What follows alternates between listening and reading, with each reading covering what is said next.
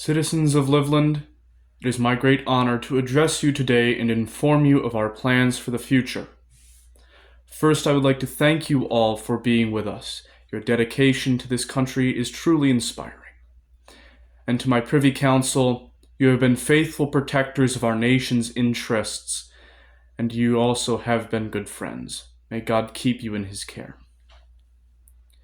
In 2018, Livland was created with the goal to give people connection, to give people a community that they can be a part of.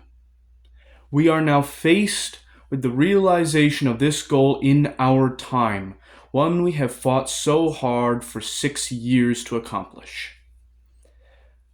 Now let us have courage as we enter the future and we approach the troubles that await us in this new age. It will require us to meet our goals with the vigor of an Olympian. We must be realistic and we must be efficient. We must go forward and seek the best outcome for this country. Every builder, every engineer, every farmer, every soldier, every miner is crucial to the success of the greater goal of Livland, a community that meets the needs of its people and provides them with a place that is an outlet for their talents, a place where they can have what have happened to them, what happened to me, growth. I want that for all the citizens of Livland. Now, to meet this goal, in the short term, we must be realistic with what we should do. Paramount to this goal is the complete sovereignty of Livland and her people. In 2019, we broke the shackles of the Valmarian occupation, which sought to smother our aims. And again, we must fight hard to achieve our short-term goals in the pursuit of our long-term goals.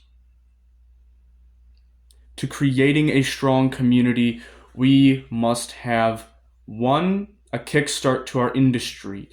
2, we must urbanize.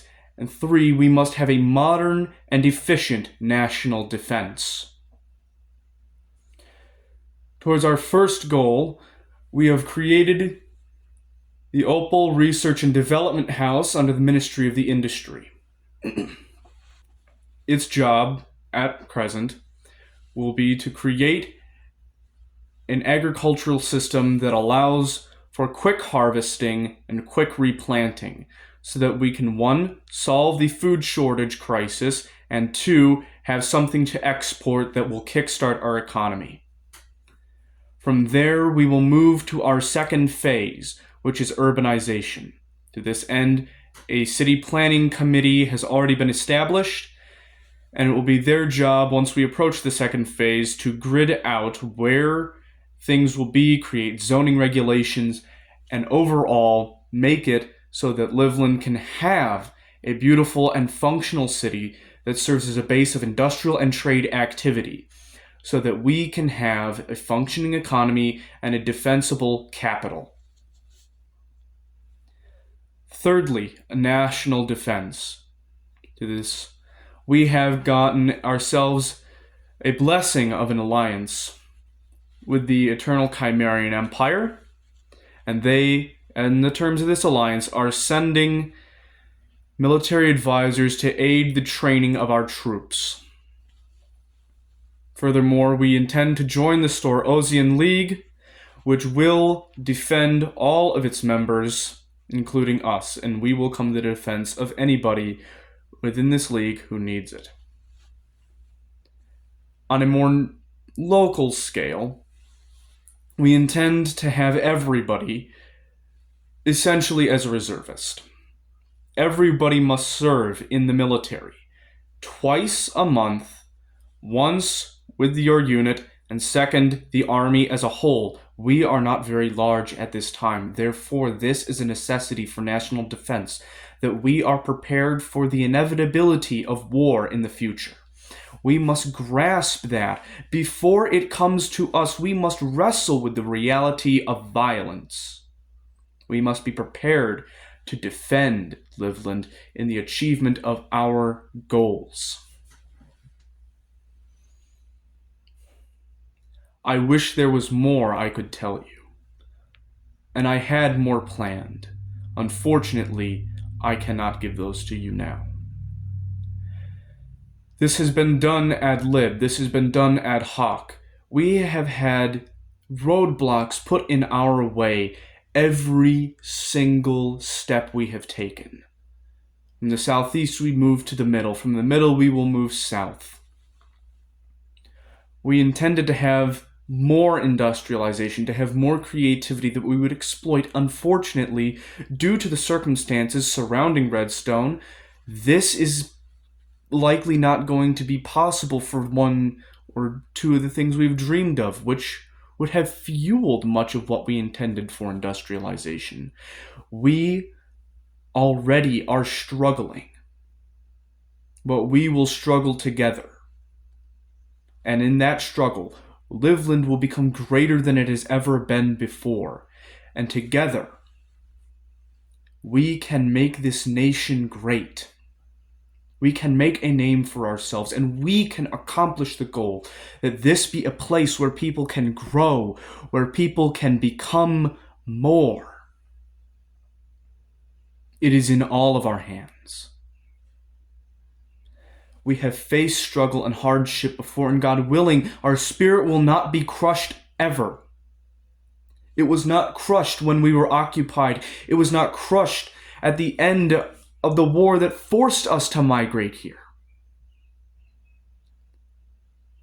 Livland, you have endured. You are strong.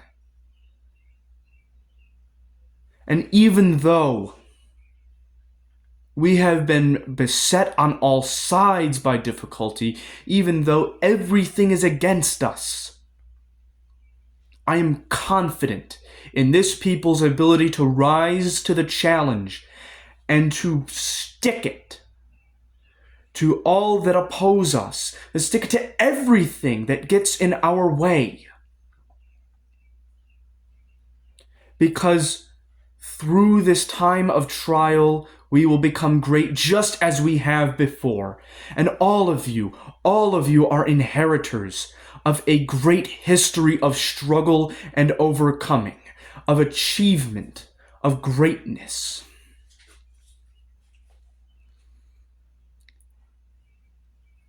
Every worker is the backbone of this country. Labor will make us stronger, will build our potential. And I desire peace above everything. I desire that we have a peaceful community, that we seek growth through peace, through development, through inviting more in to our realm. But we must be prepared to defend this. We must be prepared to stand together to build this future. And I know that we will struggle much, but it is through this together that we can be greater. And I could not ask for a better retinue to enter this world with. So, we shall move to the south, and together we shall build the Livland that always was meant to be.